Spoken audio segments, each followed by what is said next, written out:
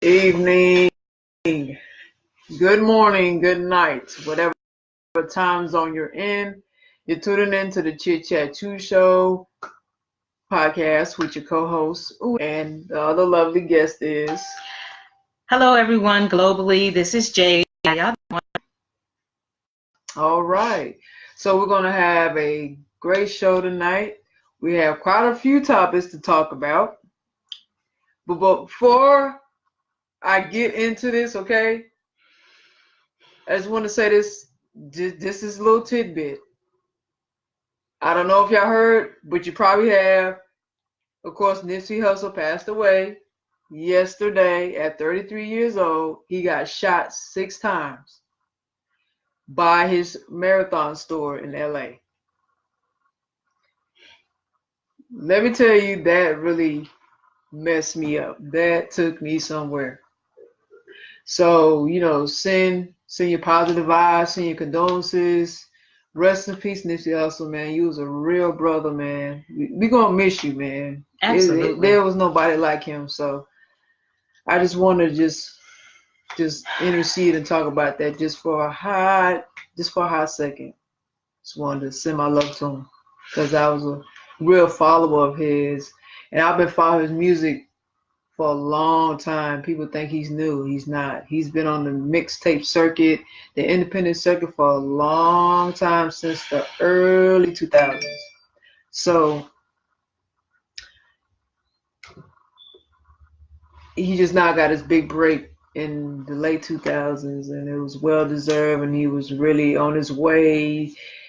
He was at the top, but he was really going to supersede it and do really big things and just helping his people. And I respect him. I applauded him, and I loved his music. And, he was just all around great talent. And just wanted to say that before we go into the topics for tonight. Is there anything you'd like to say before I move on? I mean, definitely rest in peace. He definitely has been on the scene for a while. This is one of them snatch your souls. We have other people that we will talk about that just recently we, found out things, and they're just regular people. They're not all celebrities and things like that. But let me just say this. I just get really tired of people talking about, well, it wasn't one of my family members. Who gives a shit? If it wasn't one of your family members, it is our Black and brown community that we are dying off. I don't know if anybody recognizes it, or if you just want to sweep it off, sweep it under the rug because you want to deal with some reality shows and things like that. With your own, which is fine. But I'm saying our community, which is y'all getting affected. All shades of our brothers and sisters, we are dying off. And for those that are overly religious, you talk about good and evil. Well, guess what? There is good, and there is good, but there is some evil stuff that is going on. I am a spiritual person, not a religious person. There is a big difference. And I truly feel we are in those last days. There is some demonic stuff that's going on in this world in general, and it's working through people as well. And we need to wake up. Okay? Some of y'all can stay asleep as much as you want. That's you. I'm not here to preach nor even teach at this point in time. I'm just speaking for my own self. I'm trying to be the best conscious person Right. Just plant the seed. That's all you can do. And if you choose to check it out, that's good. But we are dying, whether we are celebrities or just everyday folks like you and me. We all getting set up. We are all, there is some stuff that is going on. It's a war on our people, man. It is a spiritual war. It is a war in general, and we need to just wake up. So to his family. To Laura London. Man, I know she is going through it. I hope that he finds peace in a paradise where he does not have to struggle and hurt no more. Right. He was definitely one of those brothers who was stepped out. And stop always believing everything at face value, okay? This was not one of them. This was not game related. No, it's not. So if this comes out in the news, people, if that comes out in the news as a headline of, he lost his life due to gang violence, do not feed into that and do not believe it.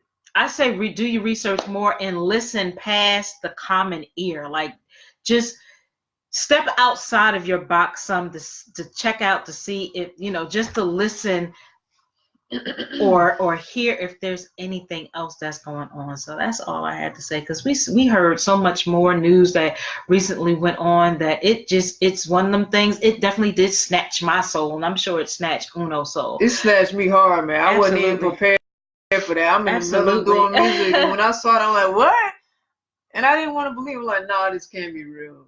And when I on TMZ and CNN and LA Times, I'm like, oh man, so it is true. Absolutely. Yeah. And like, I just caught this on the intel last night because I had a great day yesterday. We celebrated our 6-year anniversary together. And how about my phone got stolen at the restaurant? Oh, y'all. Another one of those snatch my soul things. Somebody took my cell phone, you know who stole took it, though. We know who did it, but of course, management and nobody, they didn't take it any further. I had my Breeze card and things like that. But you know what? Today, I'm coming down off of it a little by little, because I'm still human at the end of the day. But I'm just able to, how the universe works, I was able to buy a phone in my budget. Because mind you, I'm just like everybody else. I had bills to be paid. Okay. And so I had to get a phone because I don't have no landlines.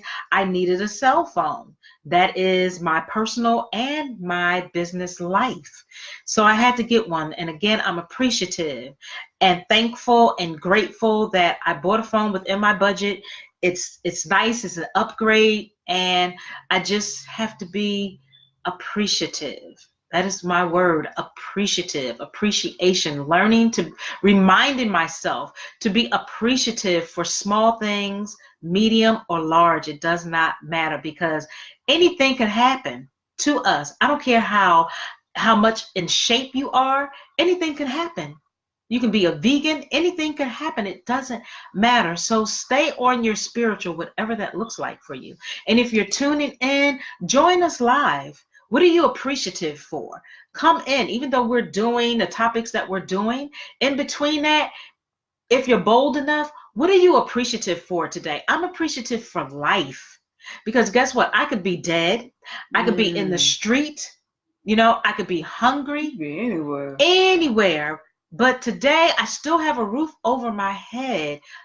April the 1st, which is April Fool's Day. I have a roof over my head, and I can feed myself. I can dress myself. I'm in okay shape. Okay. My health is okay. It needs to be better, and I'm working on it.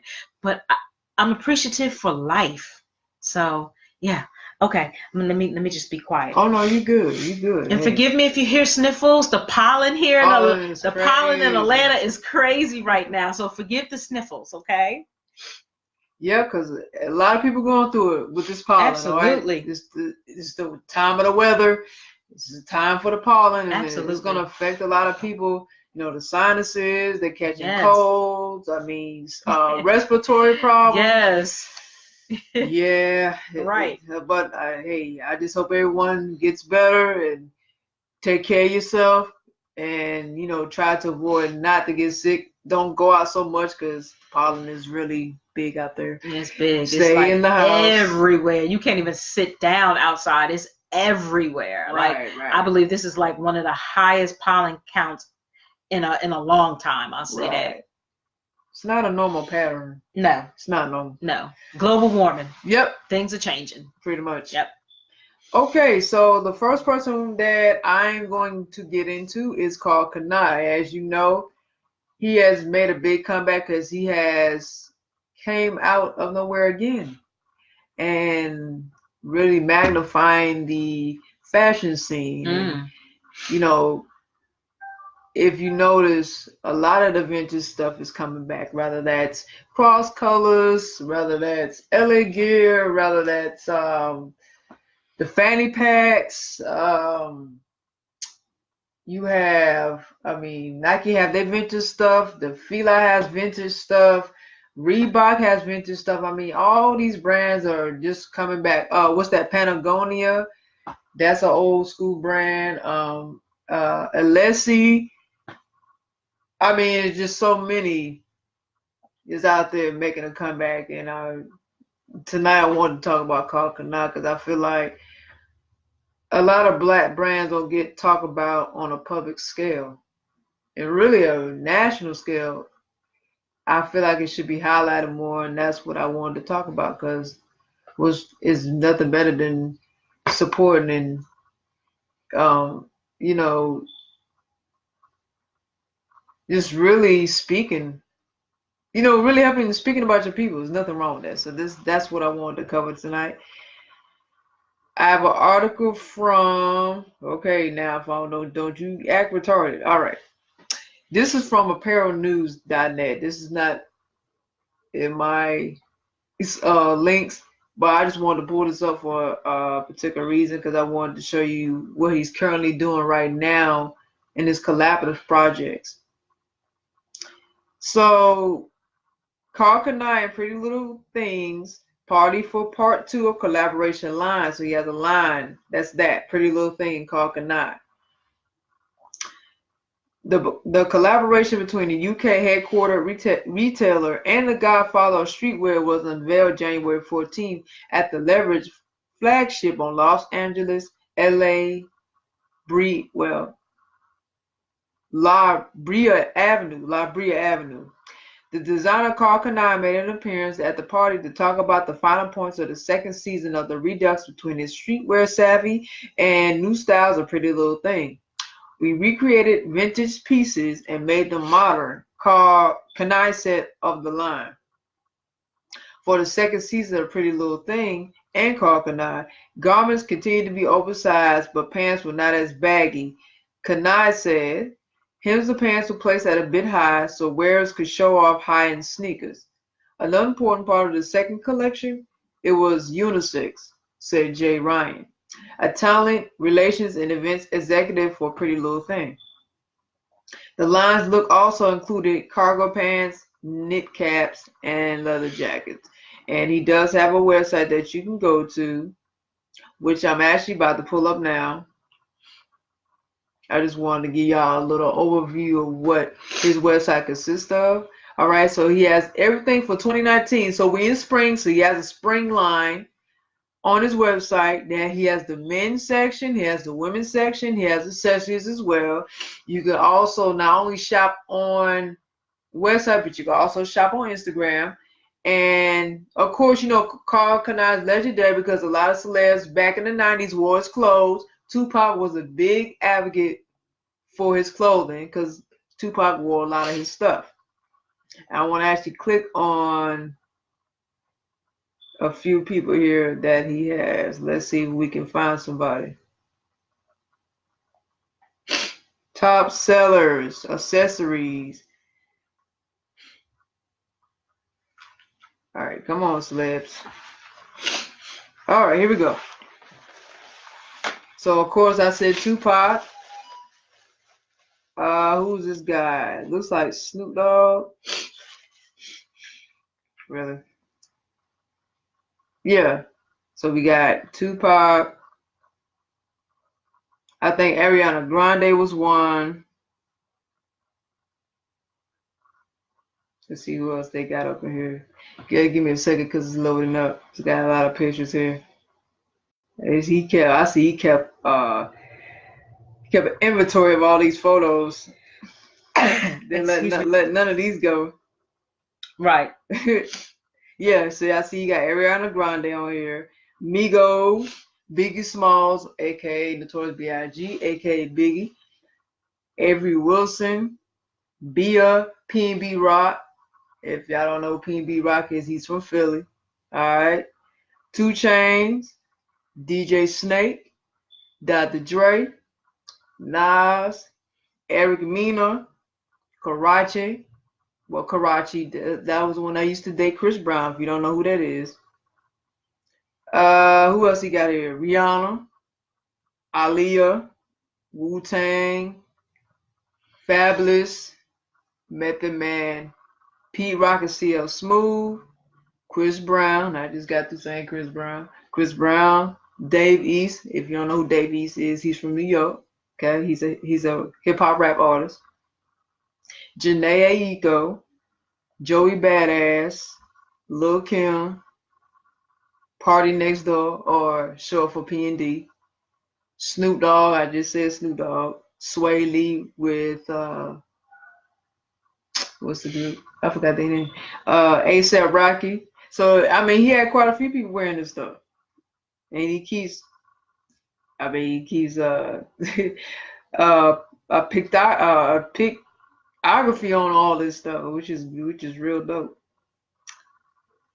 So that's what's featured on his website. So go check it out, especially my black people. Now, all this controversy that's going on with these European high-end lines that's wrapped up in all this racist undertones and overtones and disrespect towards our people in the public eye. So if you want to support black and not support European lines anymore, well, this is the chance. You need to support Karl Kani. I mean, there's plenty of black clothing lines out there. I mean, Instagram is full of black clothing lines, whether it's by a female, male, it doesn't matter. Mm-hmm. Please support it, okay? I don't care if it's Instagram. I don't care if it's called Kani, Cross Colors, because that is a black-owned, that is made by black men. Support it. Because if you go in the store and buying Gucci and what's that, MCM and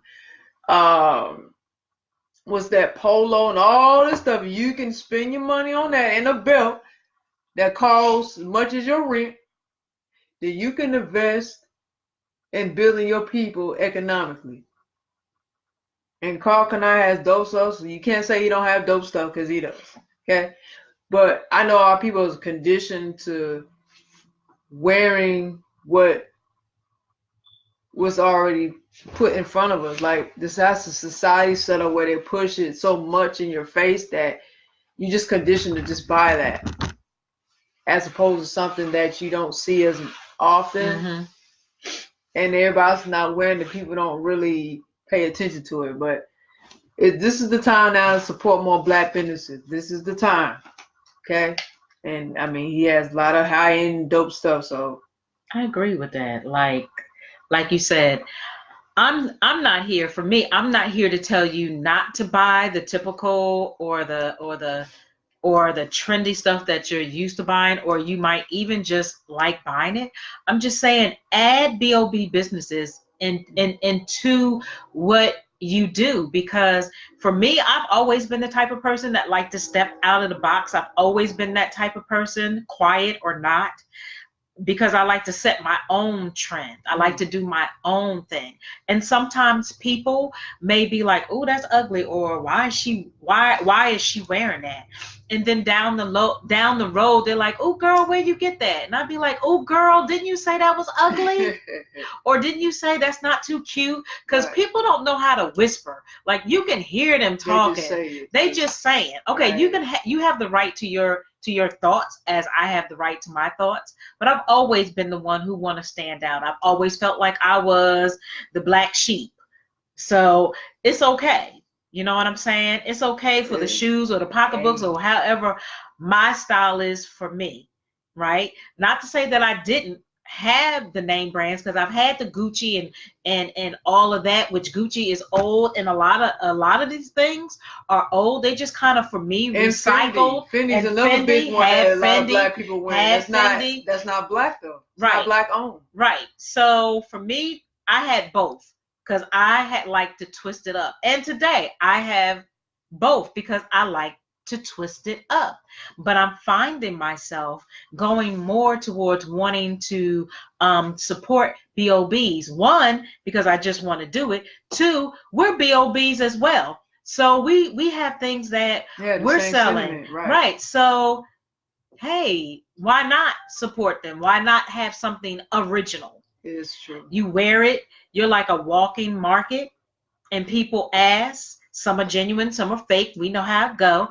And I mean, you can just let them know. For me, when I feel like, because sometimes I get the attitude, why people keep asking me for stuff, then I have to change it and be like, okay, this is where I got it from. You gonna go support?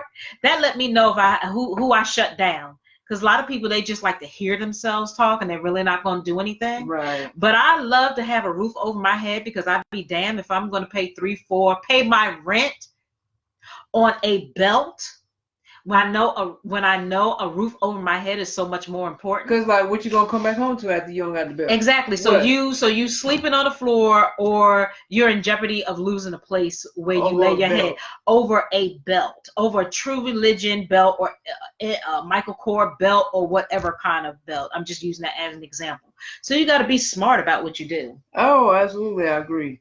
And like I said, you have to budget and be smart. Priorities are first. Okay, priorities. And plus, you don't have to buy all that high end stuff. If you don't have the money, you just don't. But you can still be fresh and be in budget and be reasonable about it. You know, you don't have to go outside your budget. It's gonna be on your means. Right. Why? And the way things are now, you can private label anything that you want nowadays. You can make your own brand. Make your own brand. Private Right. label, be your own creation. How about that? Right, and we need to support more Black-owned businesses, especially the clothing, like I said, and me supporting them, man, I feel good about it.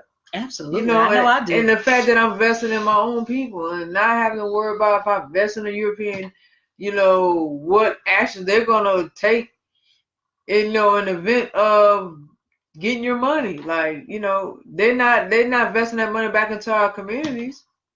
Because let's be honest, and this is not a discrimination or a racist thing. How many Indians or Asians or our non-Black and brown communities do you see really supporting us? I mean, let's be honest. Let's be real, right? Real rap. Like, who does that? Do they do it as much as we pour a lot of our money into non-Black stuff? That's just honest. I don't really see Asians or any non-Blacks be like, oh, I bought this from a Black-owned business. I mean, I really don't. I'm not going to say it don't happen. I believe it's a small percentage. It's just not on a large scale. But it's not on the large scale. Like, we pour into Michael Kors. We pour into Gucci and Fendi and all of those. Yes, and all of those others. Right. Like, we do that. And it's okay. For you. Because I don't know your pocketbook. I don't have your dollars. But I'm just saying, why can't we have some kind of balance with that? That's all. If you're going to support one, you support the other. Why not support your own people? And don't shortchange them either. If whatever set price it is, just buy it. Because you're not going to be doing this when you go to a European clothing store. You're not going to question. You are not going to question how much they charge. And you're going to buy it. Exactly. And how about a lot of times when you go into those designer stores, are they really the real designer, or are they knockoffs? Because a lot of times they're knockoffs, if you want to be honest. True. They're knockoffs. That's true. You go into the Fendis and the Michael Kors and you think you get the real thing. A lot of times you don't. I'm not going to say all the times, but a lot of times you don't get the real thing. They sell you cheap product. Sell you a knockoff that they didn't got from what? The Asian countries. Right. They bring them back over here. That's been leaking out. The information's been leaking out anyway. For the past, quite a few years, that's been leaking out about them using cheap material to make these cheap labor and stuff, right? Make these clothes and accessories. So you paying all the money for nothing. I'm just saying. Yeah, I'm just saying. Hey, but anywho, to each his own. To each his own. Not knocking whatever your hustle is. Do you? So I'm gonna read this last article for Karl Kani, then we'll move on to the next thing and let Jay take the floor on this one. So with Karl Kani, I want to give at least a background on him, so y'all have an idea about him and just really know who he really is. Like, you have a different lens. Okay. So Karl Kani, right? This is coming from Wikipedia. Karl Kani, born Carl Williams on May 23rd, 1968 in San Jose, Costa Rica, is an American fashion designer, founder and CEO of the hip-hop fashion brand Karl Kani. Karl Kani was born in Costa Rica to a Panamanian father and Costa Rican mother. The family migrated to the United States in the late 1960s. Early career.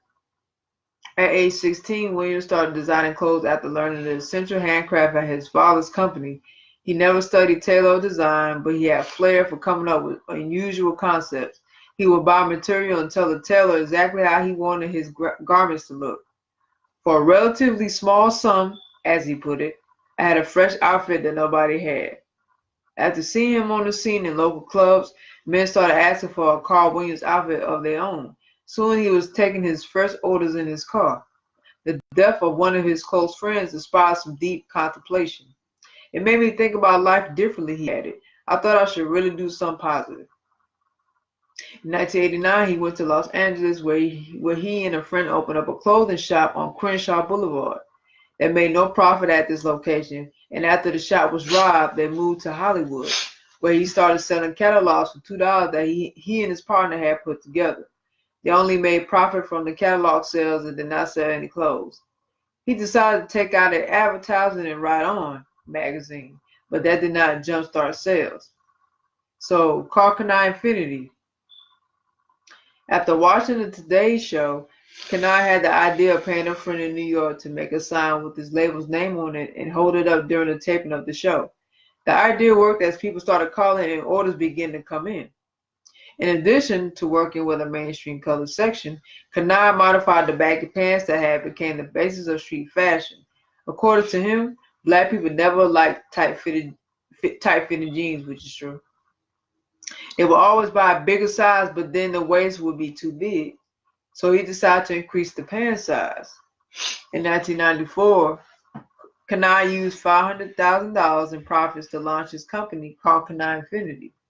In addition to his old partners, Kani now faced a marketing onslaught from a hip-hop entrepreneur, Russell Simmons platform, and a number of mainstream clothiers. He had also had reason to worry that his involvement in cross colors might tight his operation in the minds of retailers. I expected some resistance, Kani said. A major turning point for me was when retailers accepted us back into the market. Staying ahead of fashion counterfeiters who aped his signature and sold cheaper versions of his clothes, Kani began fastening a metal and leather plate to his product. After some resistance from the people who made the plates, Kani decided to go ahead with it and turned out to be his best-selling jeans ever. A sister brand, Kani Ladies, was launched in 2001. Karl Kani Big and Tall, so he made something big and tall too. The idea for the Big and Tall line came to Kani after numerous conversations with National Basketball Association stars who complained that it could not fit into much of his merchandise.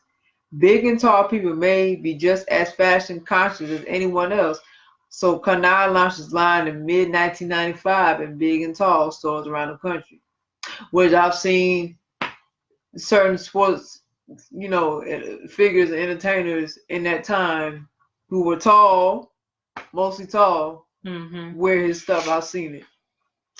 Brand name. Carl Williams, the son of Costa Rican mother and Panamanian father, comes from a modest family from Brooklyn, New York. When he was young, he dreamed of combining his passion for hip-hop music and fashion.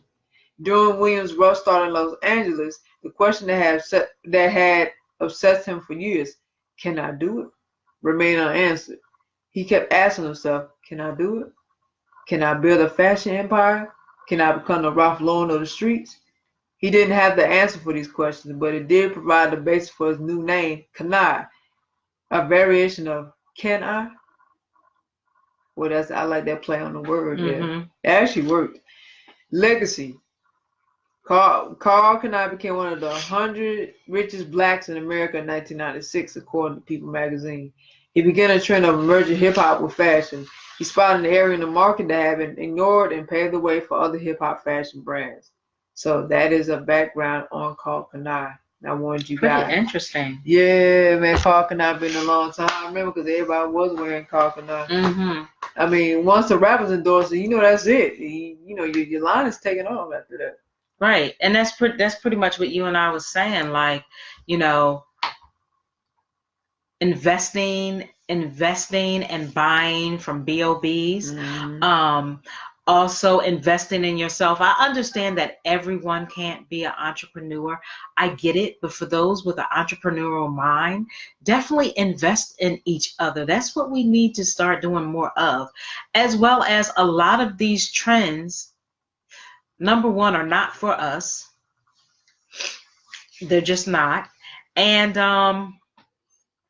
Also, they're being recycled, like we said before. There's a lot of stuff that's being recycled. Mm-hmm. Maybe the younger generation may not They don't know. They don't know, and they'll be like, "Oh, this is, what's up. This is what's happening But now, or the us, we trending." know. But right, like our ages, and older, like it's just being recycled, a lot of stuff. So I don't know. Yeah. I'm just the type of person. I like some balance. And again, I love supporting when I can for my BOBs. It makes me feel good. It makes me feel like, yeah, like I have invested in my brothers and sisters. I may not invest in everything, but I do invest in buying from us. And it just makes me, I can't speak for anybody else, it just makes me feel good. Hold on for a second, guys. Keep on talking. So if you have invested in a BOB or Black owned business, leave that in our comment box and let us know what was your experience briefly. Like, yes, I invested, or no, I haven't. And if you have, was it a good, was it good for you? If you haven't, because I know everything is not a good fit. I've invested in BOB. I ain't gonna lie, and I've had a little bad experience. Okay, doesn't mean that everyone that I support is going to be bad. Right, because you can go to a high-end place or in a high-end place, popular brand and have a bad experience. Absolutely. So we just like to stop real quick and thank you, Bree. Thank you, Bree, for tuning in. I hope that the baby's doing okay. I'm glad that you decided to tune in. Yes, I did add you, but thank you for tuning in. Hope you, the baby, and your family are doing well. Absolutely.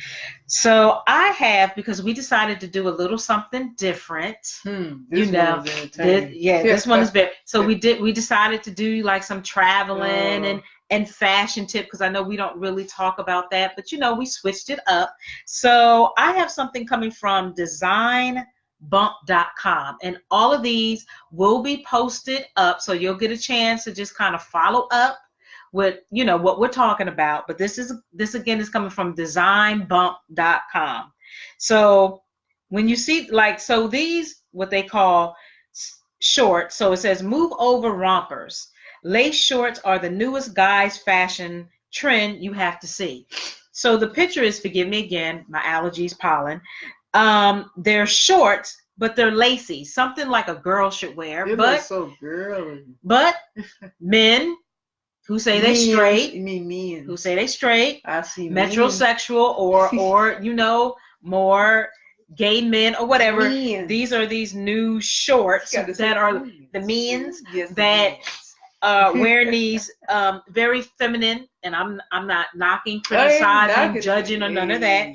They wear these shorts. So they're lace shorts again that are the newest guys fashion trend you have to see. Excuse me, these allergies are really snatching my soul. You have no idea. So the world of fashion is constantly evolving, and you never know what is going to rise to popularity next. The newest men's fashion trend is beyond anything we have ever seen before, and you won't be able to look away. And under that, it says fashion trends have transformed. And so it has a picture of Will Smith, who back in the day was wearing like these rompers or these shorts type of thing with the overall, right? Okay. So they have him as a picture, go figure. So from generation to generation, the major fashion staples have been vastly unique, which we all know that the fashion world is very unique. There's not a set trend. It's everything. So whether you look at Will Smith's wardrobe back in the 90s or Jacqueline Kennedy's style in the 70s, fashion has been constantly changing.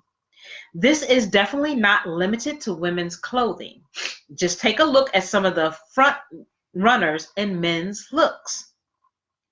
So they have here, it's titled, Cinema Has Revealed Some Bold choices, which they have. I can't think of his name. Johnny Depp, there it is.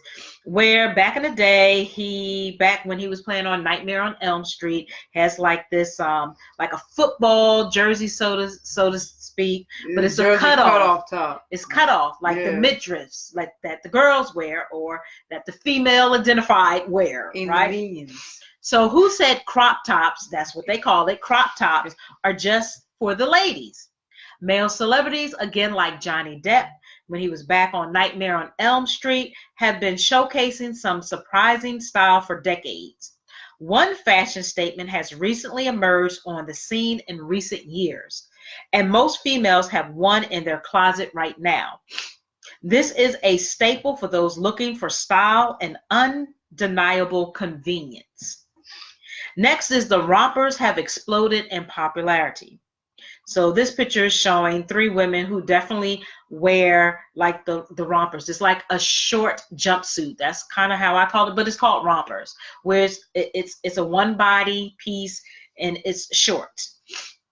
So can't decade whether you want to wear a dress or shorts? A romper solves this tough question for you. So this piece has become more and more popular among celebs and everyday fashionistas alike. So yes, you do see this. A lot of girls or whoever chooses to wear it, okay, is the one-piece romper, one-piece jumpsuit, whichever you want to call it. So, and it makes looking stylish absolutely effortless. More recently, this item has not been just for selectively for females. Men are getting into their own taste of romper styles, and this is true. And it is simply outrageous. Rather, they say straight men wear them. Okay. So, whatever. Males. So, of course, they have male rompers. So, more popular, which I don't know who they are. The Daily Beast. I don't know. I don't know if that's them. No, that's just coming from a news. Yeah, it's coming from the news. So, more popularly known as the romp hem, R-O-M-P, because I know I probably sound congested. Romp hem. The male romper has completely changed the game. Insanely stylish and available in a ton of appealing colors, patterns, and designs. The only issue with the romp hem is probably when you need to use the restroom. An issue women understand all too well. So if you know how we female identified, we tend to wear those one pieces, right? So it's all cute until you have to go to the bathroom. Then you're trying to figure your life out. How you going to get this off real quickly before you go to the bathroom on yourself? It's like almost wearing that girdle type of thing that women wear, okay? That is a one-piece thing or one of those one-piece bodysuits that I don't know, snap together and you just like, really got to go to the bathroom right now. So, yeah, but anywho. So, one fashion company is always pushing the envelope and they have been getting a ton of attention lately for their men's fashion pieces. So maybe one day some designer will figure their life out on how you can maneuver or work through this one piece thing where you won't be struggling so much. So the next is this company is making headlines. Again, a clothing company out of LA, California called Hologram City has been turning a ton of heads lately. They have been known for their colorful men's design that don't follow any sort of gender rules, right? So this is not about the gender thing. And their latest hit is the most outlandish yet. You aren't ready for this fashion statement, but it's definitely making its mark. And I'm looking at the picture and right now I'm going to say it doesn't look too bad. I love the colors. I love colors. So cool. It's cool. Not too bad based on compared to the lace shorts, but you do what you do, honey. So next is both ladies and men have their lace. So these are the lace ones where they're like, they have green, blue, and pink, and they're very lacy. And so let me see if I can just you trying to light that screen up. You go to your settings too. And I can just show that really quickly. Oh, yeah, I can see that. If you can see that. Oh, yeah, they can see that. Definitely. Can you see that? So those are the lace shorts or the lace romper. Like no, they're lace romper shorts. So like some men's would. Right. And then before that, this is the clothing company called Hologram City, which I'm gonna just let you see the Hologram City. If you can see that, it's like it's just not too bad. Hopefully you can see it. Where he got a piece of his hair like the same color as that yellow. I'm sorry if you can't really see it. You just go to the site though and check it out. Right. And so yeah. Of course, then we talked about the male rompers. Okay, so we're going to want to show you those male rompers. Hopefully you can see it. Okay, I'm sorry. The male rompers, that's a pretty good, decent picture. Male rompers coming in all colors, honey, because in the fashion world, there really isn't a limit. It's it's definitely always out the box. It's breaking so many barriers. So many barriers. Yes, unbelievable barriers. So these are rompers for the women, if you can see those. See those? Those are rompers for the women. Definitely. I'm loving this new phone that I have now. I see. And then we have those crop tops that I just said that Johnny Depp had on back on Nightmare on Elm Street. So if you can see this one. See that? See that old picture of Johnny Depp in Nightmare on Elm Street where he had a right? See that belly? And pretty much women and whoever are still wearing those shortcut tops with a belly. Okay, so we are definitely always breaking the barrier. And so yes, let's just continue. Just want to give you some kind of brief idea on that. So again, we're talking about these lace shorts for men. So again, both ladies and men love their lace. So they have some new neon lace shorts for men have been recently released by Hologram City. So you might want to check out Hologram City and see what they're all about. And the people can hardly handle it. These shorts definitely bring something insanely different to the world of men's fashions. And one man in particular is really embracing the look. So we have to find out who that is. This guy loves this piece so much, he centered it around one of his most recent projects. I wouldn't be surprised if it was Will Smith, to be honest with you. Okay, I just had to say that. So, okay, they're going to let us know. It's letting us know. One rapper is obsessed with these neon lace shorts. A rapper by the name of Caswell. Must be a gay rapper. Caswell recently showed off his baby blue lace shorts. He sported this colorful outfit in his music video for the song Loose Wrist. That lets you know. And he wasn't alone, and it's no shade. Oh yeah, I love it. His entire crew wore their own individual shade of lace shorts in his video, making this production utterly iconic. The best part of the entire ordeal, you want to know, you ask. Their shorts weren't the only fashion first. So again, he's a rapper who goes by the name of Caswell. Okay, so let's try to see if we can just kind of show you who Caswell is, because we want to do that. Hopefully you can see it. He's dead in the middle, wearing the blue. Caswell, he's a rapper, and that's his posse, or his crew, crew. So next is, you can purchase a surprising set. You can purchase these sets, top and bottom, neon lace.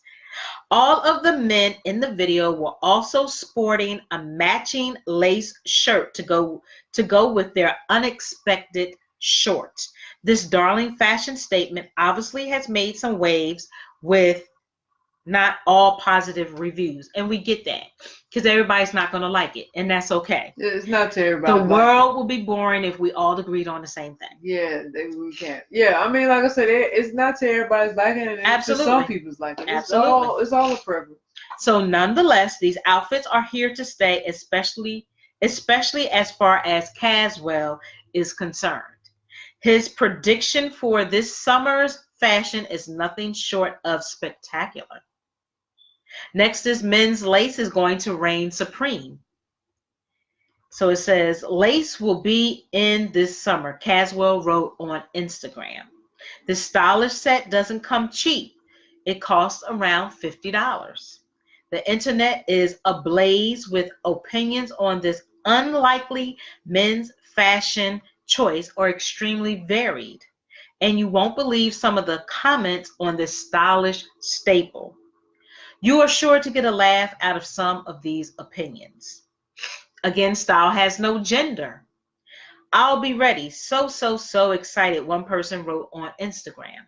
Next, stop the world. I want to get off, stated another user. Next is, this is a damn mess, said another. And again, everyone is entitled to their opinions.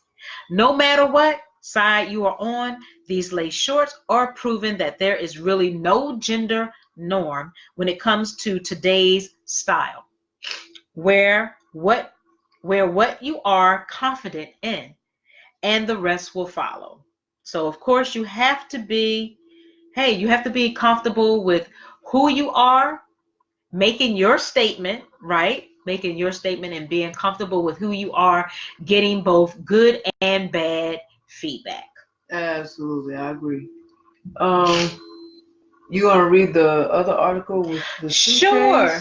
The women with the suitcases? Well, that was a travel, so I'm going to put that under travel. Okay. But I do have another fashion one. Yeah. Proceed. And so the other fashion article, because we are hashtag researchers. Yes. The next one is Gap and Old Navy are splitting up. Didn't know if you knew that or not. I didn't know that, honestly. Me either. So Gap and Old Navy are splitting up. Didn't know they were together, but who am I? Right. So Gap and Old Navy have been trending in opposite directions for years. So they're finally splitting up. Gap said Thursday that it would break into two companies. One of the companies will contain Old Navy, while the other yet to be named business, currently called Nuco, will comprise Gap, Banana Republic, and other brands, including, what is that? Athleta? Where you see that at? Athleta and Hill City. Yeah, Athleta, yeah. So the move is designed to allow Old Navy, which has grown to $8 billion in annual sales since it opened its first store back in 1994, to expand on its own. Meanwhile, the company can consolidate its older brands like Gap and Banana with its newer ones like Athleta, and Hill City. Nuco will have about $9 billion in annual sales. We think the best way for each company to grow and meet the evolving needs of our customers is to allow them to pursue tailored strategies separately, says the Gap CEO Art Peck, who spoke on Thursday. So Peck will lead Nuco, and Sonia Singal, CEO of Old Navy, will keep running that company. Let's just see if there's more.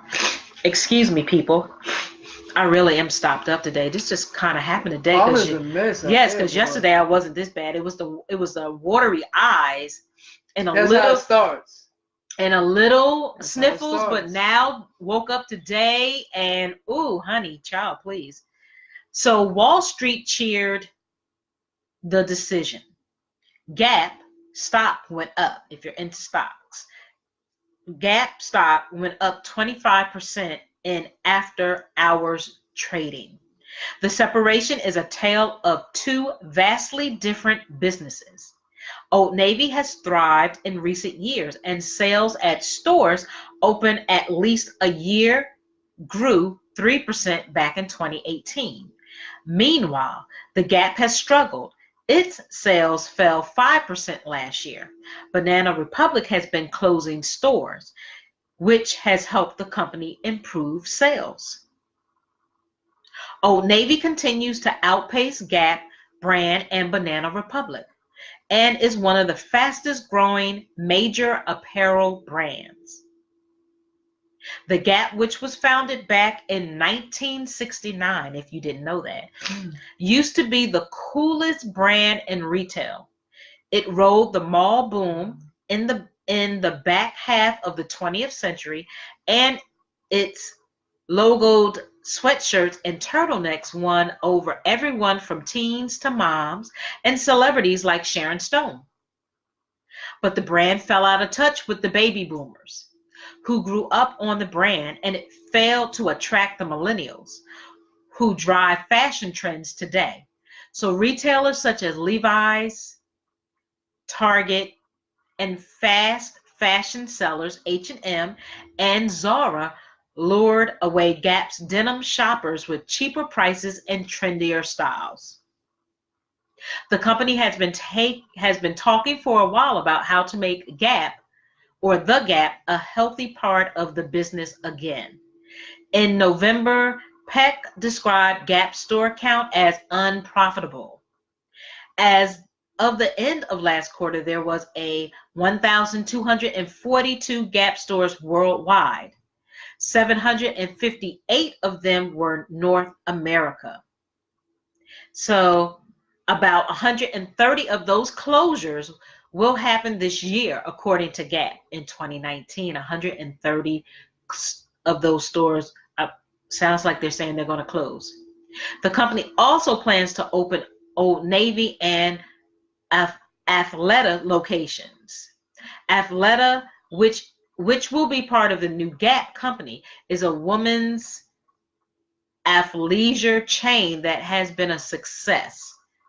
Hill City launched last year as Gap's men's athleisure brand. And if I'm thinking right, all right, with this whole pollen thing going on right now, Athleta is that store where you can buy like yoga pants and workout stuff. So. We saw that in Atlanta Station yesterday where Athleta, yeah. Right. And they have like a lot of their stores. I mean, they have clothing too. They have clothing. A lot of it is like running or it's workout. It's geared towards working out and promoting being more healthier, right? And so a lot of them have free classes, free yoga classes, like I saw yesterday in Atlantic Station. They had that in the window. Oh, that window, I remember they that. had it in that window where they had certain days where you could get free yoga and free other exercise classes going on. But I'm sure you probably can just go on their website and pull the one that's closest to you and look on there. And if they don't have it, again, the closest store to you, you can call and you can ask if they have free classes. So that's a good incentive, right? So Gap thinks it will save $90 million before taxes starting in 2021 because of its closure plans. According to a securities filing, it expects to finish splitting the companies in 2020. Okay. But some analysts question why promising brands such as Athleta and Hill City were included in NewCo with the struggling Gap brand. Oh, yeah, hope I said that right. Okay. And in conclusion, this could have been an opportunity for a fresh start for Gap, according to Bob Phibbs, who is the CEO of consultancy Retail Doctor. It's simply putting the NewCo brands through the ringer for another cycle of rinse and repeat. So just want to give you guys a little bit of that because, again, I did not know that Gap and Old Navy were even together, and now they're saying that they're splitting and, you know, something's going bye-bye. Reinvent. Yeah, exactly. Like. So that was pretty interesting to me, you know, because there's just so much, again, with so many lines these days. It's so many, right? Exactly. Shit, a lot of the millennials, as they say, are going to like the H&Ms and things like that. Even though I'm not a fan anymore of H&M since that whole. What's that other one? It's like a similar to H&M. It's that other one that we go to. Oh. What is that? Can't think of it right now. It's not H&M though. I think I know what you're talking about, but I can't call it right now. I can't remember. Is it Forever 21? That's it. Forever 21. That's it. Yeah, Forever 21. Yep.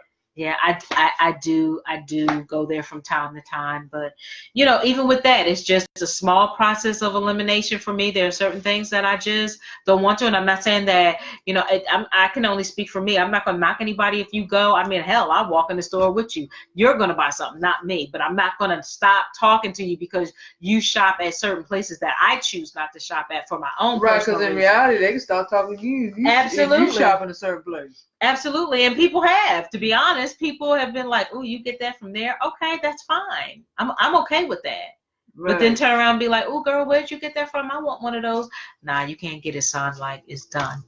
Yeah, you're a hater. You just trying to copy anyway. Right. Like, just never mind. Keep moving. Never mind. Right. What size does the romper come in?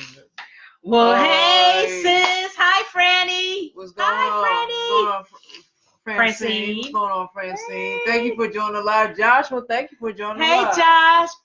Big brother, how you doing? Your favorite brother. My favorite brother. Yes, Josh. Yes, hi. Look at you light up. Yeah.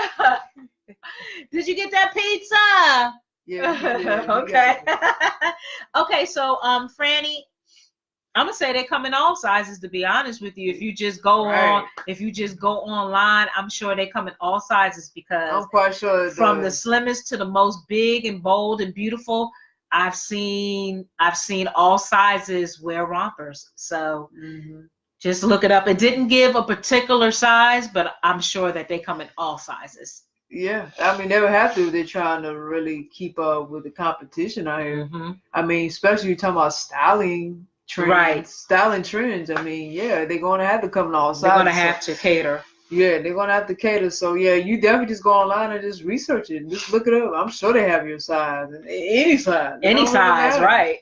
They'll have all sizes, for real. Right. Just, I mean, that's that's like almost a little bit of discrimination, even though I know a lot of retailers don't offer larger sizes or plus sizes for us thick to big, bold, and beautiful women. Okay?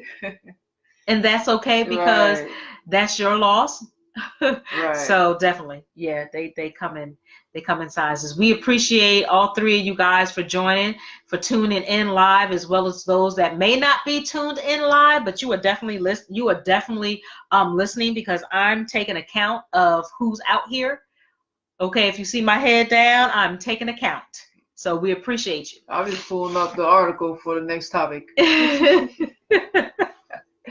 All right. Is there anything you'd like to add before I move to the next subject? Nope.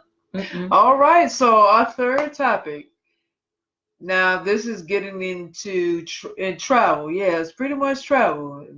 It actually just fell in place because now once I talk about what I'm about to talk about, then she's gonna sync this in with her travel topics, and hey, ended the show off pretty well. So this is concerning Delta.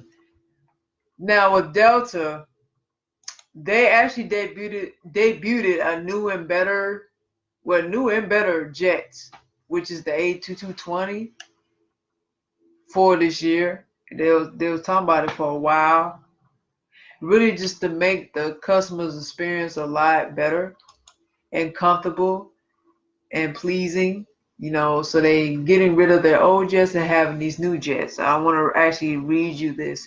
This is coming from CNBC.com. The headline reads, "Window in the bathroom and more bin space. Delta's brand new A220 planes finally take off." Delta Airlines' new Airbus A220 jets have finally taken off, the carrier's latest offensive in the battle for business travelers. Delta is the first U.S. operator to offer the roomier, full, fuel-efficient planes. The first flights of the single-aisle, twin-engine planes took off Tuesday morning from New York's LaGuardia Airport with one flight to Boston and another to Dallas-Fort Worth International Airport. And this article actually was published February 2019, so it wasn't that long ago. We're looking forward to a modern regional jet, said Clayton Wager, a 47-year-old software salesman based in Atlanta who flew to New York just to fly on the plane's first flight to Boston. He said he and other aviation enthusiasts dubbed some of the smaller, older, and more cramped regional jets Satan's Chariot. Wow.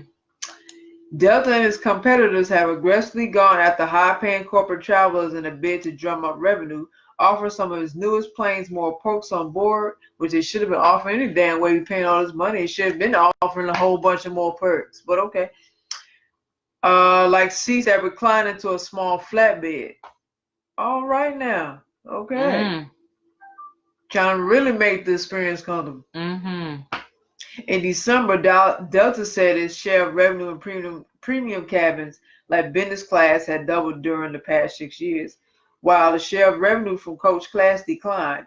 United, for example, recently rolled out its biggest Dreamliner, the Boeing 787-10, for cross-country flights, and this week announced plans to increase premium seats across its fleet. Outfitted with new Pratt & Whitney geared turbofan engines, the A220s have higher fuel efficiency compared with other models, a key selling point for carriers whose second largest expense after labor is fuel. The planes also feature passengers perks like spacious overhead bins, big windows, even in the bathroom, as well as wider seats. In the A220's coach cabin, the seats are 18.6 inches wide, a 0.1 inch wider than on Delta's second widest seats, which are on its Boeing's 777s. It's less claustrophobic compared with small regional planes, said David Cross, a 58-year-old travel manager for singer Diane Warwick. He added that he likes the shape of the windshield because the aircraft looks like a little raccoon. All right. It's been a winding and long road to market for the A220-100. Let's see how long. Okay, that ain't too long. Okay, I can read the rest of this article. Can I, before Uno finishes, I just want to definitely say thank you. I didn't realize that Monique. Oh, appreciate you, Monique. Thank you, Monique. Thank you left a message. You said Milano, if I'm saying it correctly. Milano, she's a young black woman from Philly. Okay, if she has a website or any information from home, okay, gotta support that automatically. But Milano, she's a young black woman from Philly. If you can find information, a website or any type of information on her business, leave it on this website, because I definitely want to check it out and put it out there and support. Absolutely. Are you kidding me? Absolutely. That's what we do. That is what we do. So I just want to make sure that I recognize Monique for tuning in with us as well. Hey, no problem. Delta ordered 75 of the planes from Canadian manufacturer Bombardier in April 2016. The jets were mirrored in a trade dispute with Boeing shortly afterward, as the Chicago-based maker of planes like the eponymous 737 alleged Bombardier sold the planes below cost to Delta and illegally received government societies for the program. Boeing lost that trade case in January 2018. Had it won, the planes could have been subjected to a 300% tariff if they were imported from Canada. Boeing's chief competitor Airbus took a majority stake in the Bombardier program last summer and renamed the plane, originally known as the C Series, the A220. Delta intended to debut the A220 on January 31st, but said the partial government shutdown, which left Federal Aviation Administration safety inspectors furloughed, delayed its final approvals from the government.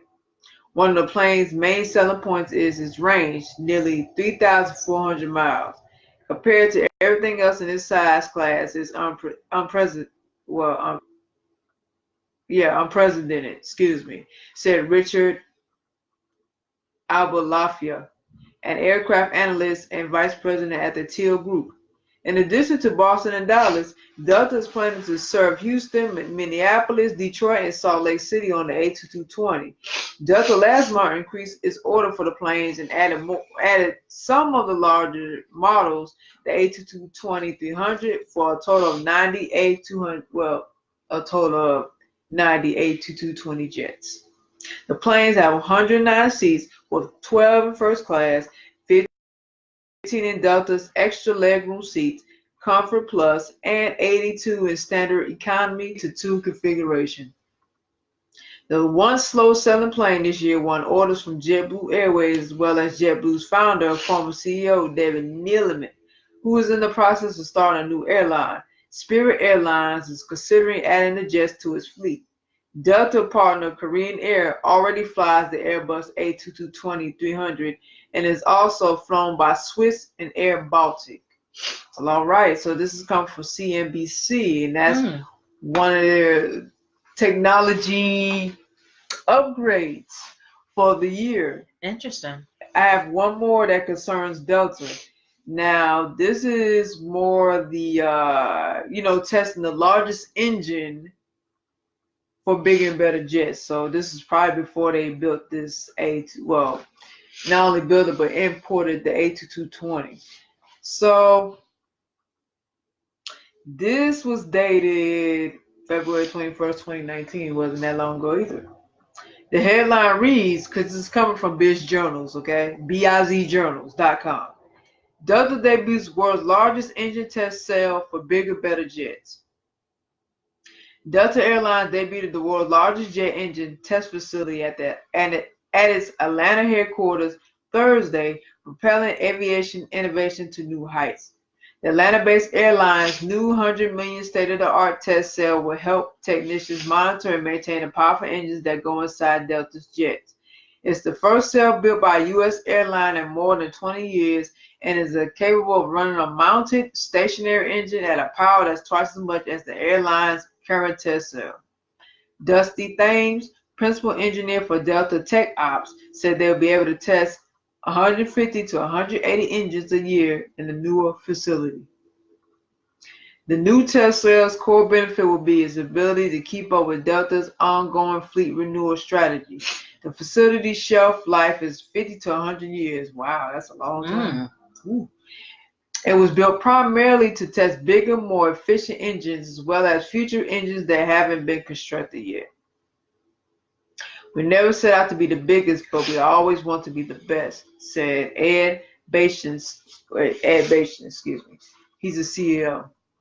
In the engine business, as new engineers are developed and technology continues to grow, we want to have a very long look into the future. So this facility will be around for at least the next 50 years, excuse me. It creates the ability to test engines that haven't even been designed or developed yet. So it's a big statement about our confidence in the future of tech ops. The airline added 59 new planes to its mainline fleet last year and expects to receive another 80 new mainline aircraft in 2019, according to its recent annual report.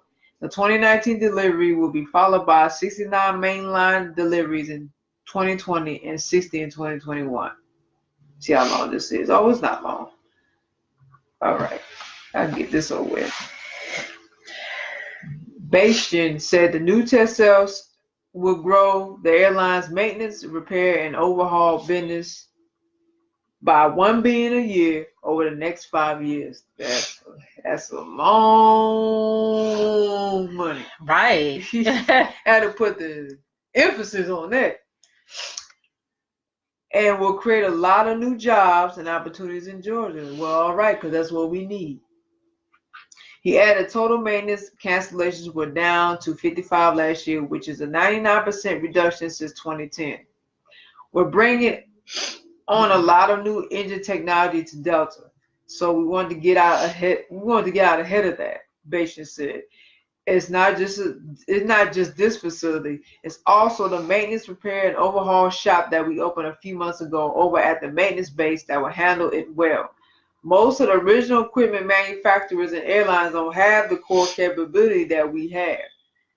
They've outsourced that to parts of the world. Here, this is a U.S. product with U.S. skills that make us proud to be able to deliver that service."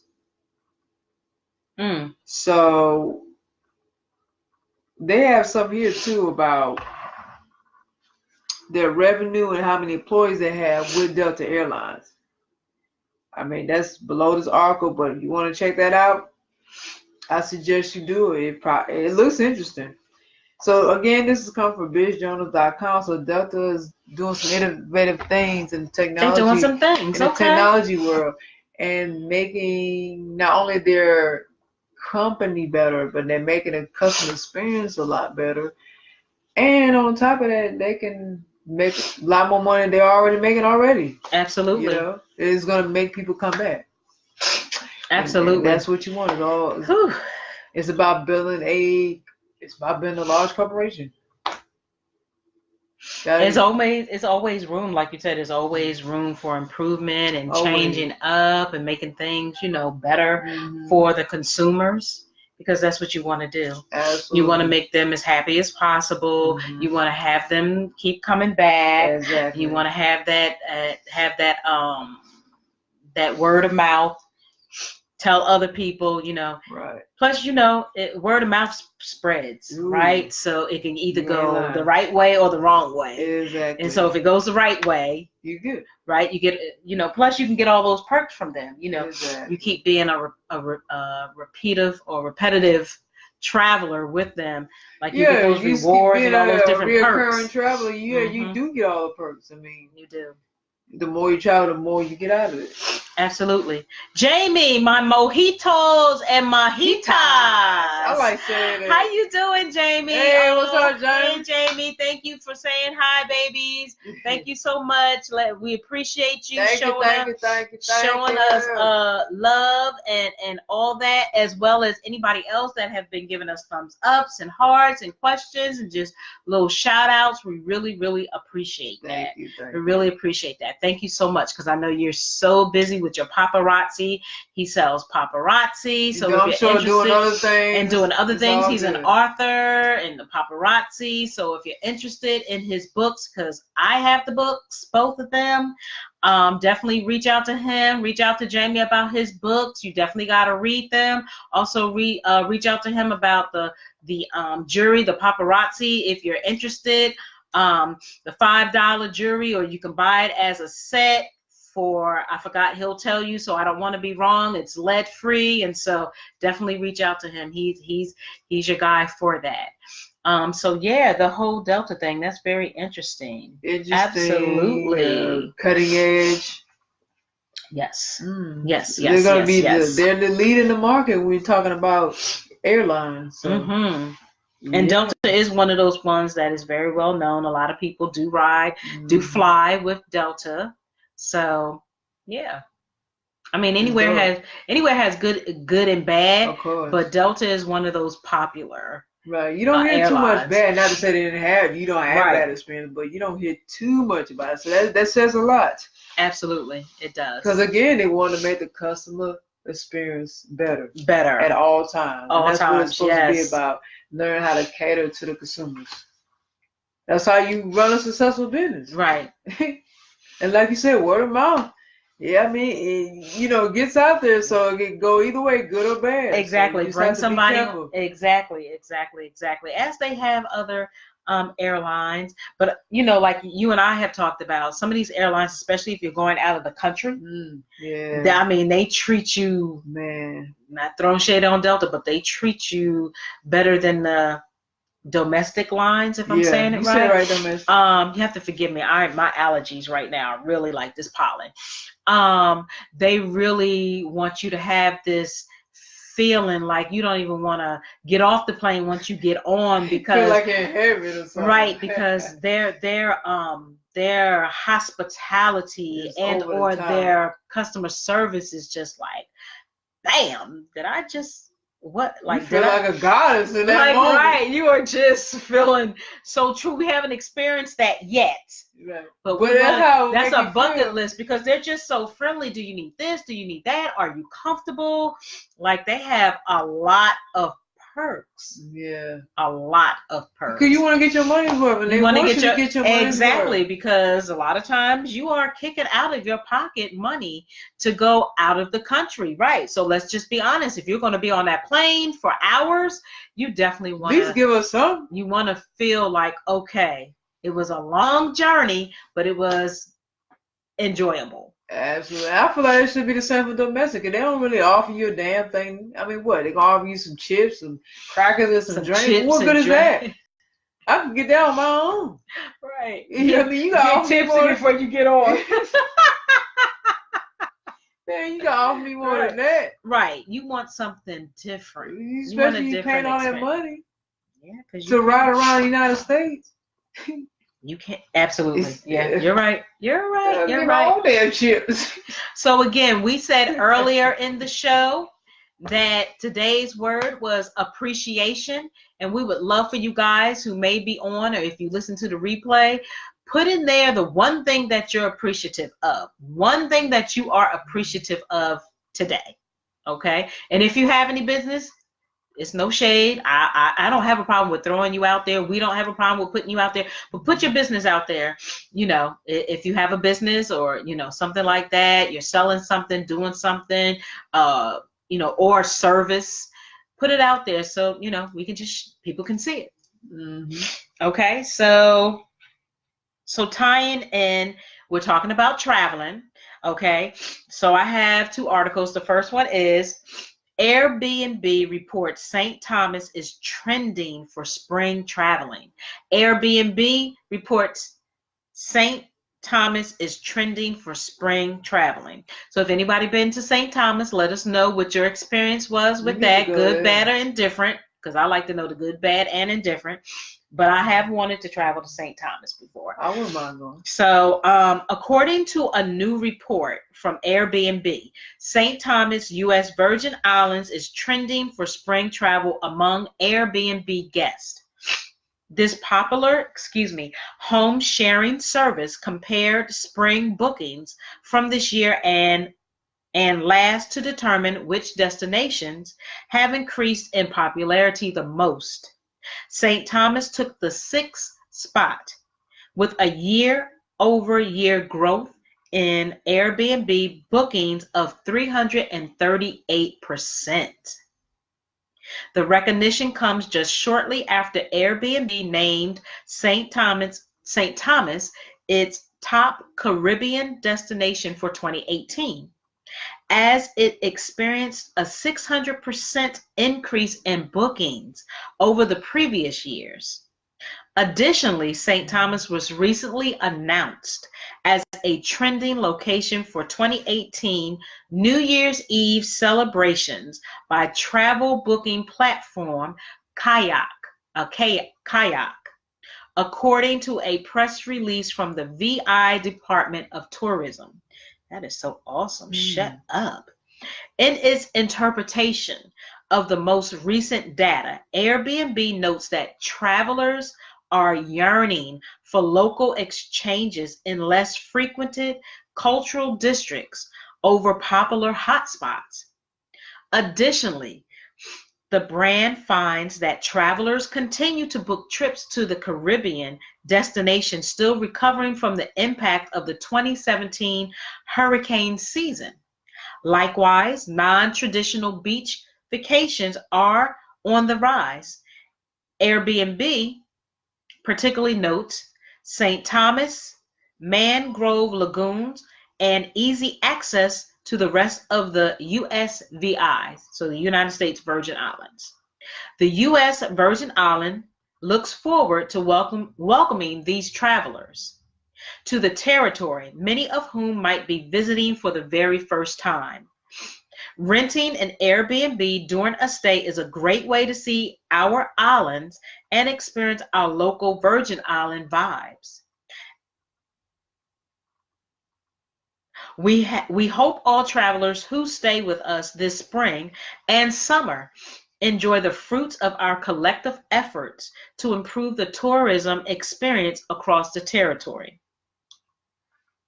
So, the full list of destination Airbnb has recognized for year-over-year spring booking growth, along with their growth rates, to include Monterrey, Mexico, 678%,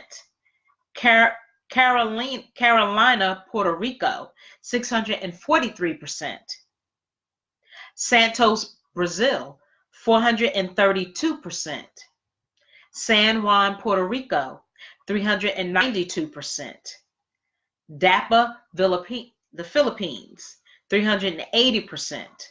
St. Thomas, U.S. Virgin Islands, 338%.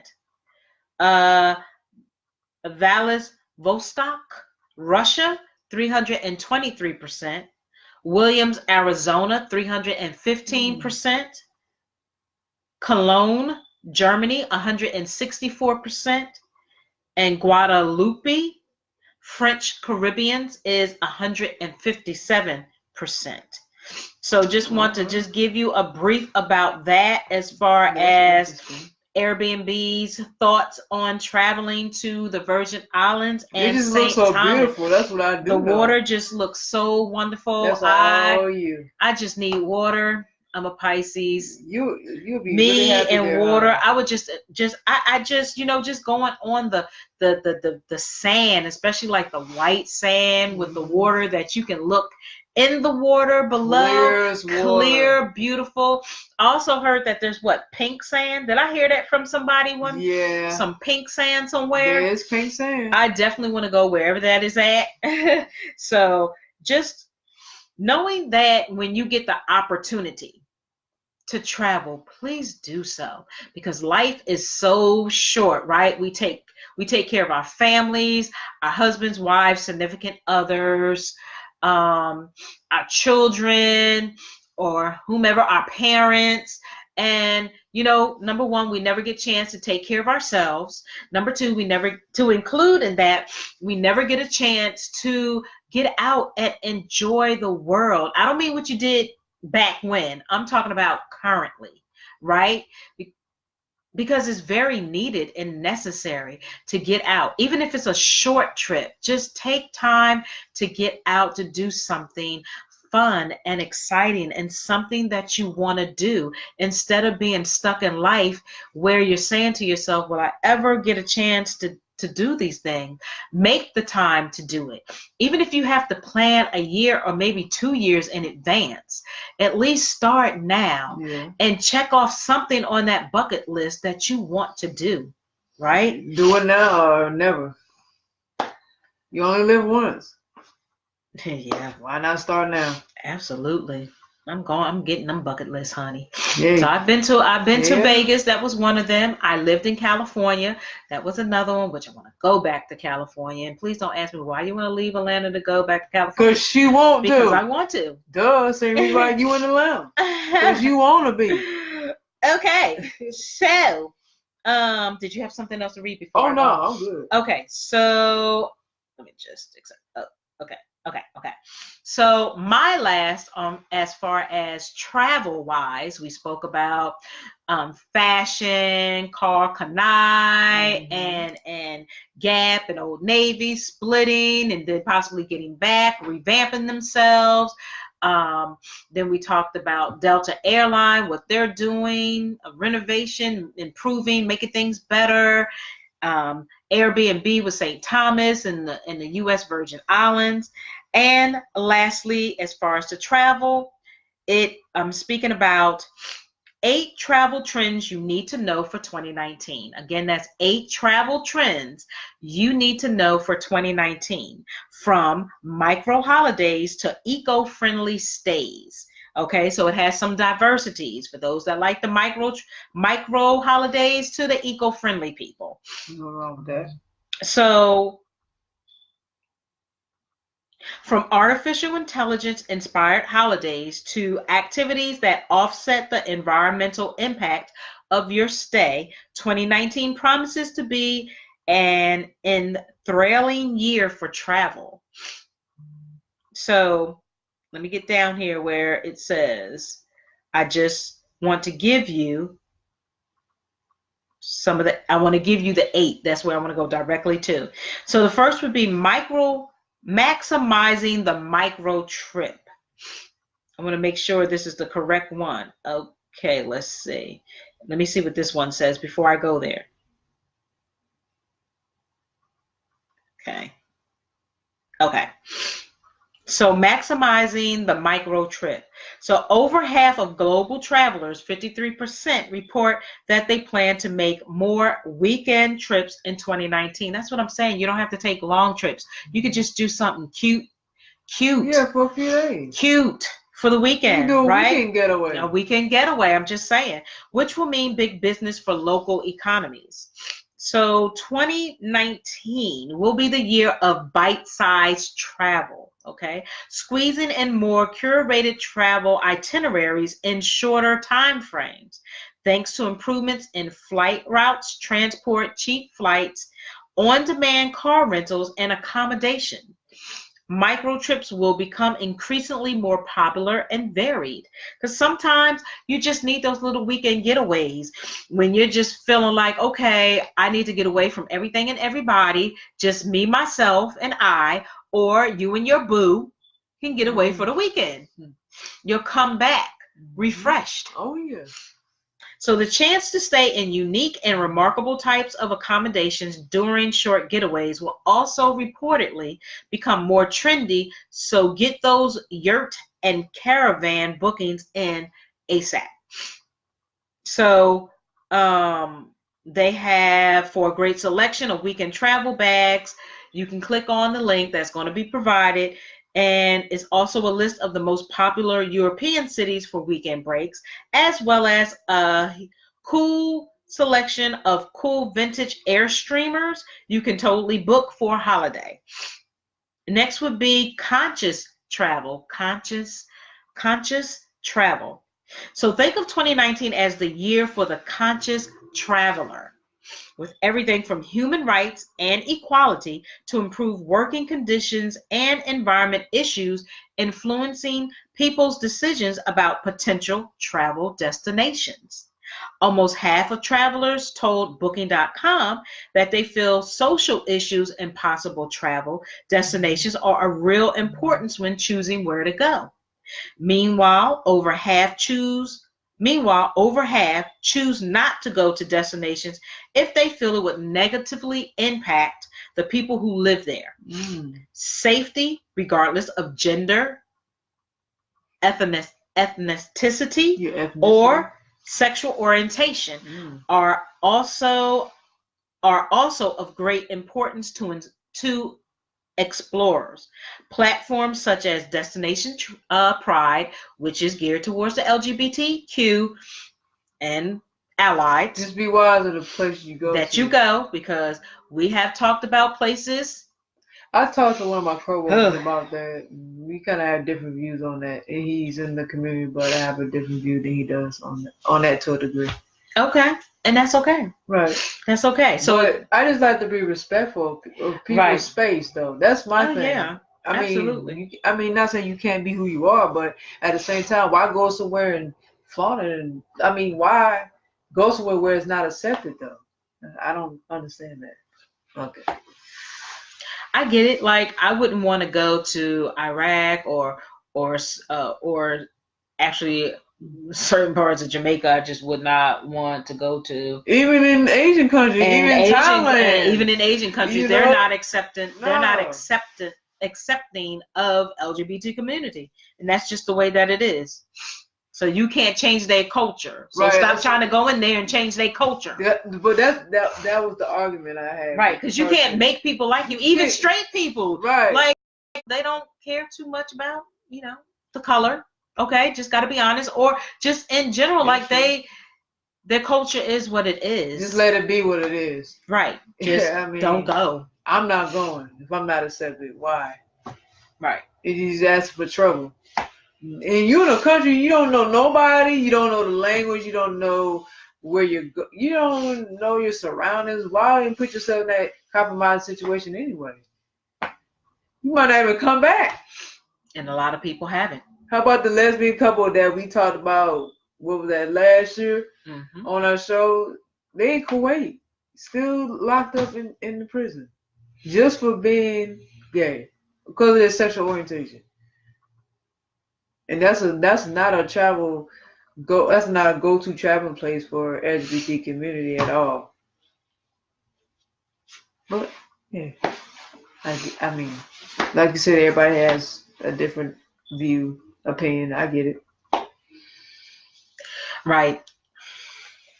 So again, platforms such as Destination Pride are harnessing the power of multiple data sources to provide travelers with a ranking of how LGBT plus friendly their chosen travel destination is, while destinations And organizations will increasingly step up their support for women traveling alone.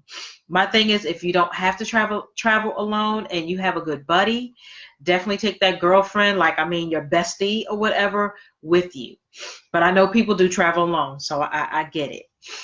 Booking.com data reveals that almost 1 in 5, which is 19%, travelers plan to travel to attend a Pride festival in 2019. Most prominently, younger explorers, with almost a third, which is 30%, of 18 to 34-year-olds. So first we spoke about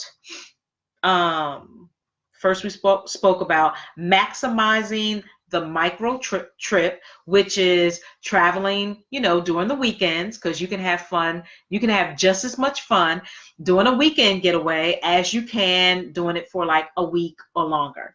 Then the second one was conscious travel. Now I'm getting to the number 3, which is Easy Does It.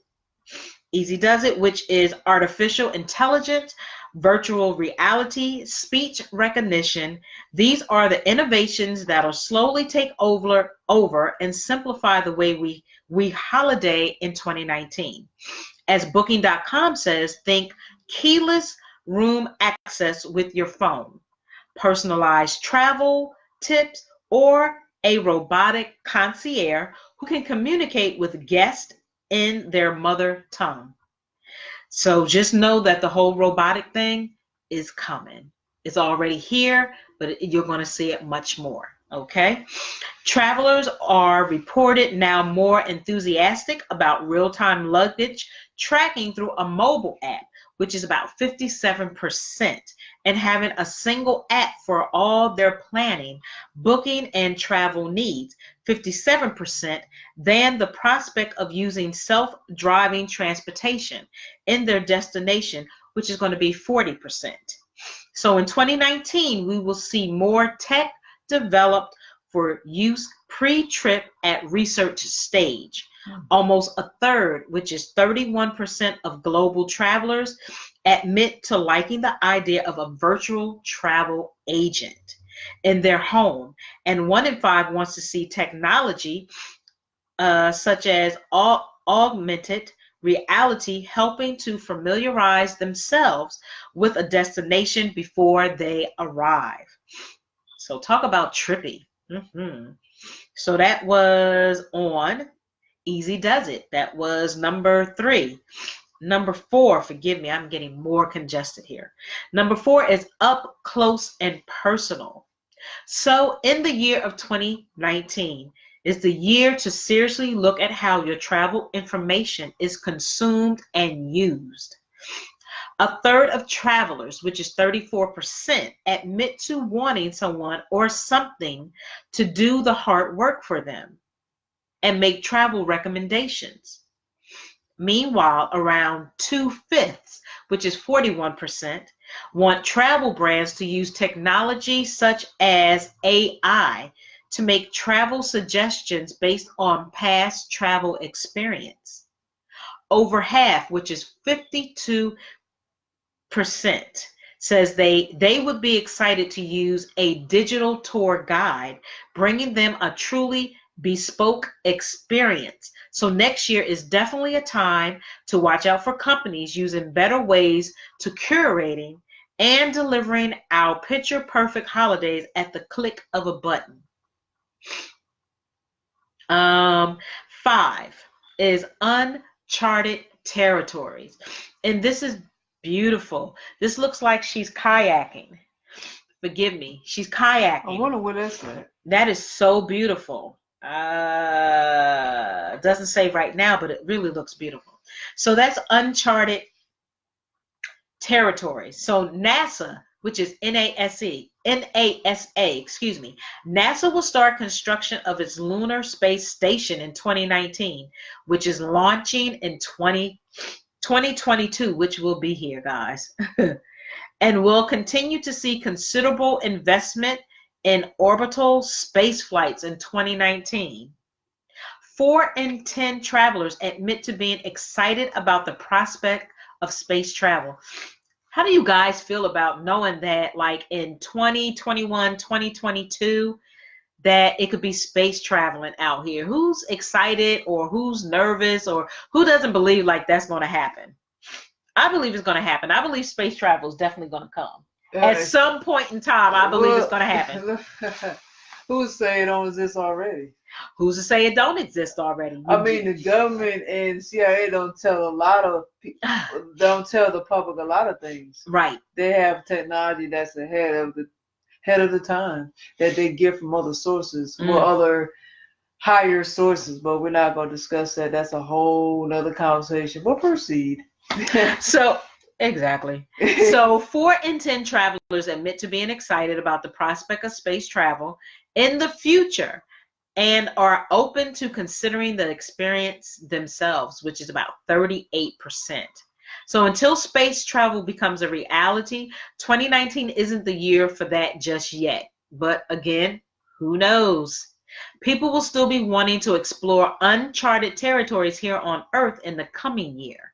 So, for example, 60% of travelers say that they want to stay in accommodations under the sea. Now, that would be so cool for me. Under the sea. Under the sea.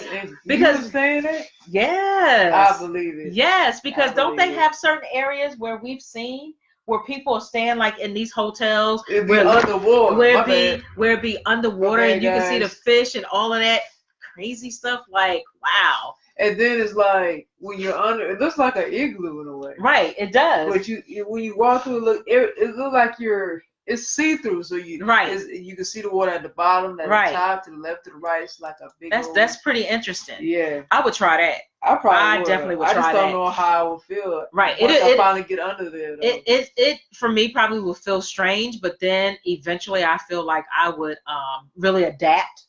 To it. So yeah. So again.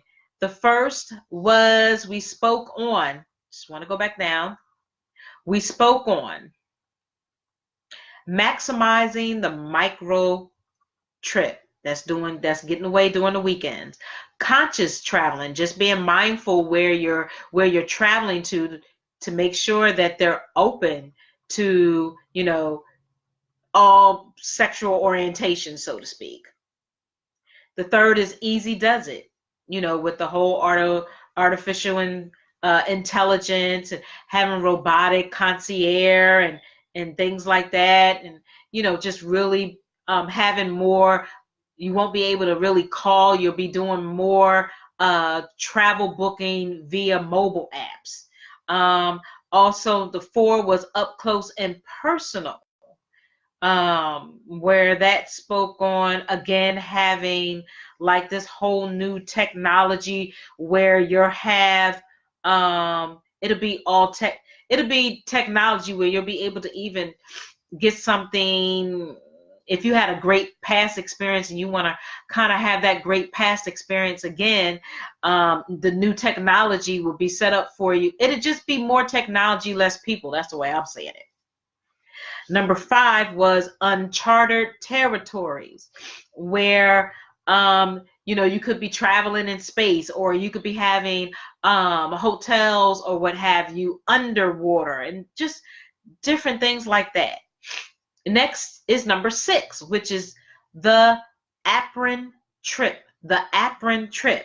So over half, which is 56% of global travelers, agree traveling has taught them invaluable life skills. And 2019 will see a rise in people's desire to learn something new. This may include volunteering and skills-based holidays while on holiday. So Generation Z, bless their hearts, will reportedly become more acutely aware of the need to question expensive university degrees over and against life skills that can be learned while traveling. So it's almost like, studying abroad, so to speak. That's how I'm kind of taking it. So trips with a purpose will become more popular in 2019, with 68% of global travelers considering taking part in cultural exchanges to learn a new skill, followed by volunteering trip, 54%, and international work placements, 52%. So I don't think I wouldn't mind traveling abroad as long as it's diverse and open, right? As long as it's diverse and open, I wouldn't have a problem, I don't believe, about learning other cultures. I don't think there's nothing wrong with that. And that's a part of life. Like when you travel, you're supposed to be having new experiences and learning from people from all walks of life. Absolutely. I feel like you can gain from just meeting different people anyway. I mean that's just Right. called wisdom.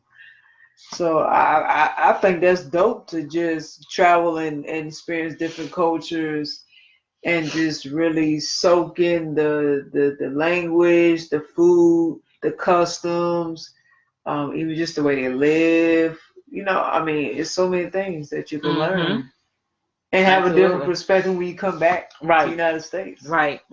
Absolutely. And that was the Apron trip, number 6. Number 7 is curated experiences. Curated experiences. So that has to do with travel with experiences at its core was one of 2018's major travel trends, but 2019 will take it even further, according to Booking.com. Almost 2/3 of travelers, which is 60%, value experiences higher than material possessions. Now, which will mean in 2019, we'll see travelers packing in many different and authentic experiences. From where you eat and sleep and how you shop. There will be more of a focus on comfort and happiness than materialistic opportunities. Mm. So in 2019, 2/5 of travelers, which is 42%, plan to visit a destination that makes them feel like a child again. So watch out for more tactile exercises. Think ball pits and bouncy castles for your more traditional thrill-seeking adventures. That's pretty interesting. So that was 7 curated experiences. And lastly, number 8, plastic not so fantastic. Again, plastic not so fantastic. So according to WRAP, the amount of plastic waste generated annually in the UK is estimated to be nearly 5 million tonnes. So it's no surprise the environment will be a hot topic of conversation here in the year of 2019. According to Booking.com, millennials and Generation Z travelers will look for sustainable experiences in their destination choices in the new year, while accommodation providers will look to reduce their plastic usage and increase their sustainable credentials. A staggering 86% of global travelers reportedly told the holiday company they would be willing to spend some time on activities that offset the environmental impact of their stay, with over 37% willing to clear plastic and litter from a beach or other tourist attraction. Investments in sustainable startups, so be a big talking point. Expect to see a number of new travel startup and individual enterprises committed to pioneering a more eco-friendly future for our planet's destinations will come to the forefront in the coming year, with intriguing technology at the core of their solutions. So that was the 8 travel trends you need to know for 2019, from micro holidays to eco-friendly stays. Okay, so that was very interesting for me to even know.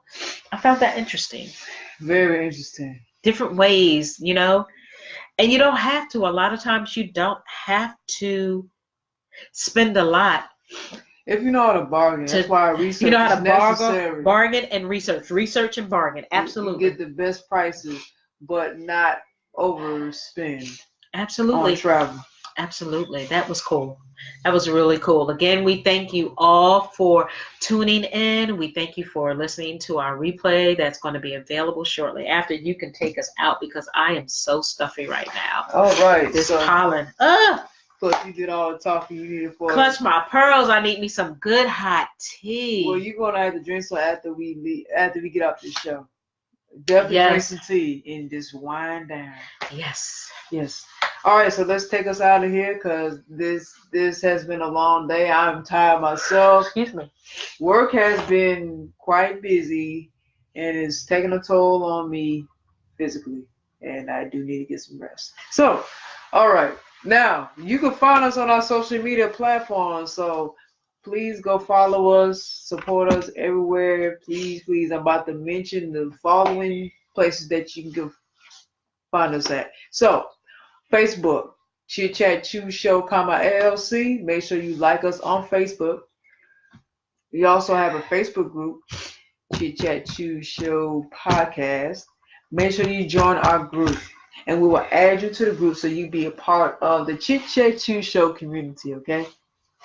We have an Instagram, which is at Chit Chat Chew Show Podcast. Make sure you like us, well, follow us, really. Follow us on Instagram.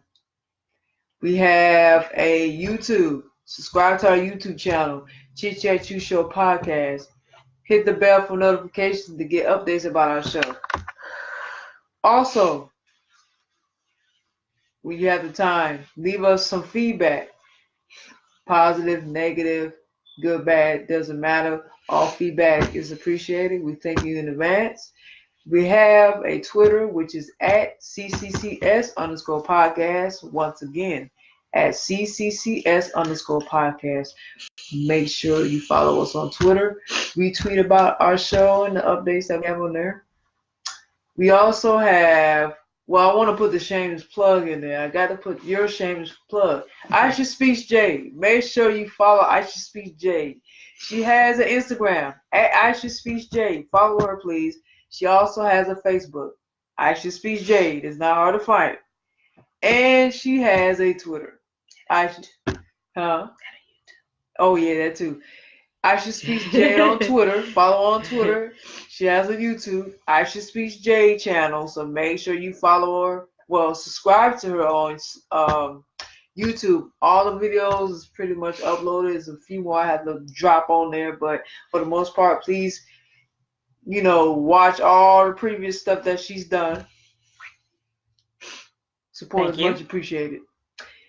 What am I missing? Do you have a LinkedIn? Have a LinkedIn, Okay. Aisha Speaks Jade. So Aisha Speaks Jade on LinkedIn. Make sure you follow her.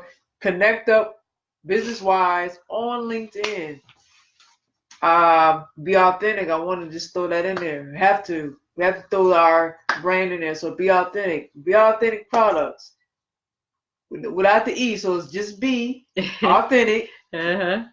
Products on Facebook. Make sure you follow our Facebook page. We do have one. Support our products as well. Currently still updating on Facebook and Instagram and all that good stuff. So please bear with us. We do have a Instagram as well, which is Be Authentic. Be Authentic Products. You can find it. It's not hard to find it because all it's not spelled with an E in there. So it should pop up. Be Authentic Products. I don't think we have a Twitter, do we? Twitter where? We have a Be Authentic. We don't have a. I don't believe so. No, we don't. Okay, so we just have Instagram. We have Facebook.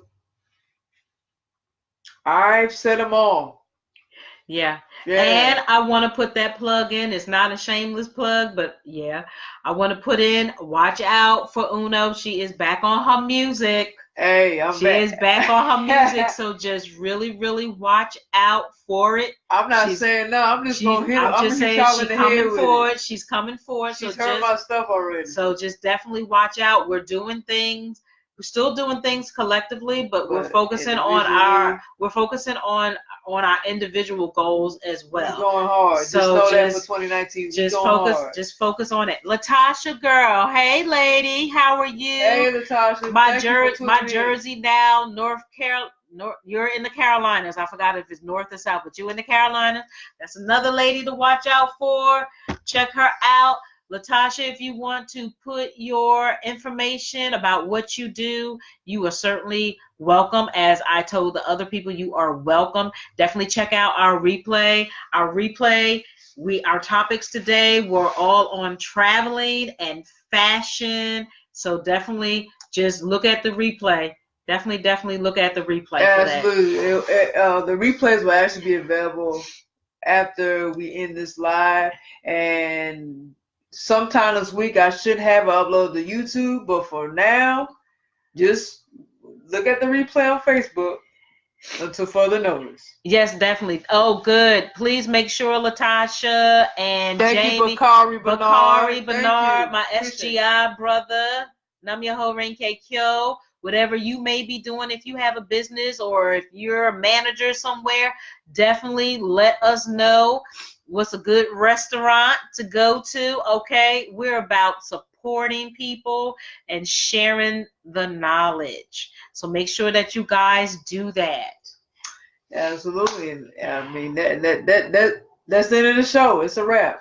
So make sure. Go ahead. My apologies. Oh no, you good. Make sure to take care of yourself, people. Self-care, well-being, self-love, self-respect. If you don't love yourself, no one else will love you. You have to love yourself. Be the true kings, queens, and goddesses that we were born to be on this earth. Shut up.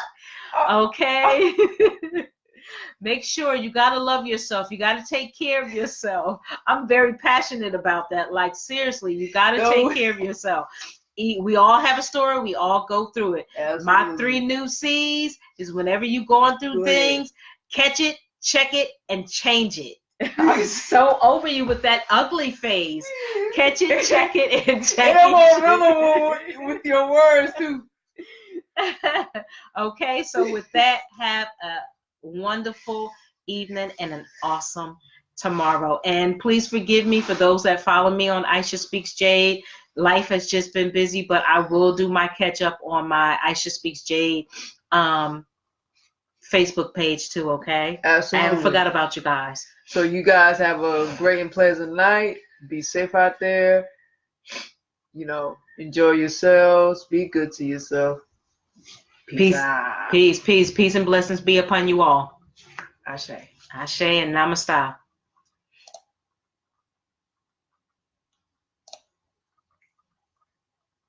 Does it love us? I don't know. I don't know. We still rolling, right? Yeah, we still rolling. Still rolling. Having that special moment. That's what we like about. Wow. Okay. There it go. Okay. Let's try it again. Okay. There you go.